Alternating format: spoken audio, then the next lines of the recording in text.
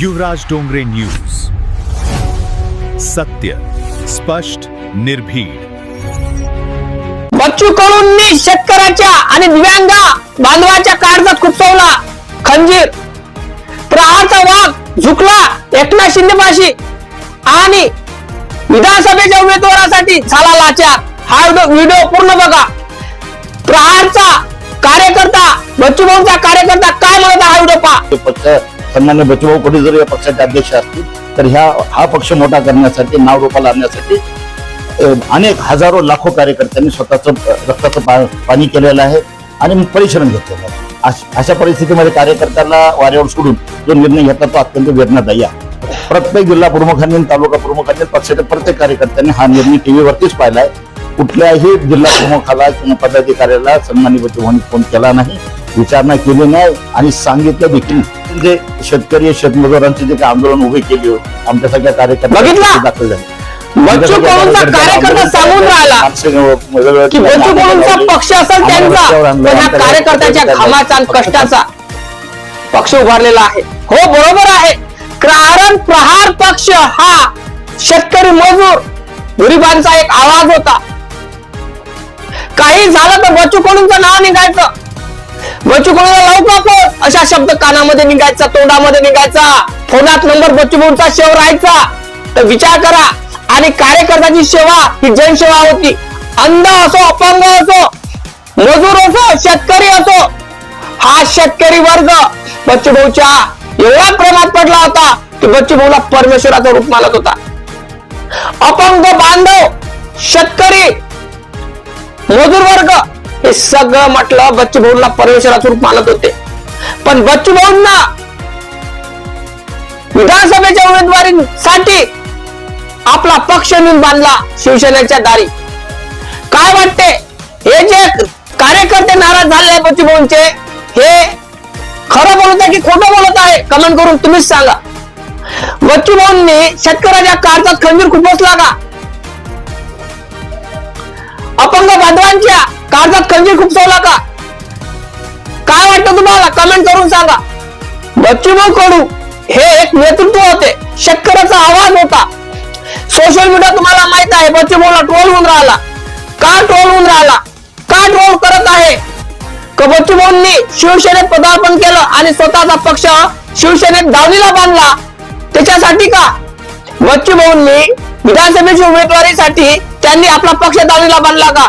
हा जो पक्ष 20 ते 25 वर्ष त्यांनी कबाड कष्टाने, त्यांच्या कार्यकर्त्याने हा एका शिखरासारखा, इमारतीसारखा उभारलेला होता. हा पक्ष बच्चू भाऊंनी शिवसेनेच्या पक्षात दावणीला बांधून ठेवला. काय वाटेल तुम्हाला? का शिंदेच्या पायी झुकले का बच्चू भाऊ? कमेंट करून तुम्ही सांगा. का महाराष्ट्रामध्ये राजकारणामध्ये खबर उडालेली आहे, बच्चू भाऊंना ट्रोल होऊन राहिलेला आहे. लहानसं डिंगूर मोठं बच्चू भाऊ बद्दल सगळं सांगायचं. बच्चू भाऊ विदर्भातले आहे आणि त्यांना त्यांच्या कोणी ट्रोल केलं तर विदर्भातल्या लोकांना पटत नाही.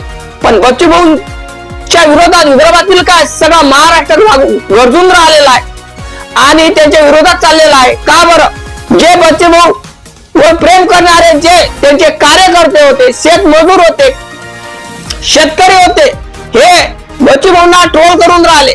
का करून राहिले सर? अशी त्यांनी गलती काय केली? फक्त विधान परिषदच्या उमेदवारासाठी त्यांनी अर्ज दाखल केला आणि एक शिंदे गटामध्ये गेले. शिंदे गट म्हणजे भाजप असं तुम्हाला वाटते का? तुम्हाला माहितच असेल, भाजप आणि शिंदेचा काय आहे? युती आहे, महायुती आहे. आणि महायुती म्हणजे पक्ष एकीकरण झालंच ना. मग का बच्चू भाऊ कडू आता भाजपची गोष्ट बोलणार का? बच्चू भाऊने त्याचे वादे केले पूर्ण होणार का? जे आपल्या नागपूरमध्ये एक आंदोलन झालं होतं, ते आंदोलन शेतकऱ्यांसाठी झालं होतं. ते आंदोलन जे कर्जमाफीसाठी केलं होतं, हमी भावासाठी केलं होतं, हे अजूनही शेतकऱ्याची कर्जमाफी का हमी भाव मिळाला नाही. काय वाटतं की बच्चू भाऊंनी शेतकऱ्याला यूज केलं का? बच्चू भाऊने शेतकऱ्याला यूज केलं का? त्यांच्या काळजात खंजीर खुपसवली का? त्यांच्या भावनेशी खेळले का? हा जो महाराष्ट्र शेतकरी एवढा प्रेम करत होता बच्चू भाऊंवर आणि त्यांची एक चूक, कार्यकर्ते तर नाराजच आहे, पण पुरा महाराष्ट्र त्यांच्यावर नाराज आहे आणि टीकाकरण होत आहे त्यांच्यावर. काय वाटतं तुम्हाला कमेंट करून तुम्हीच सांगा.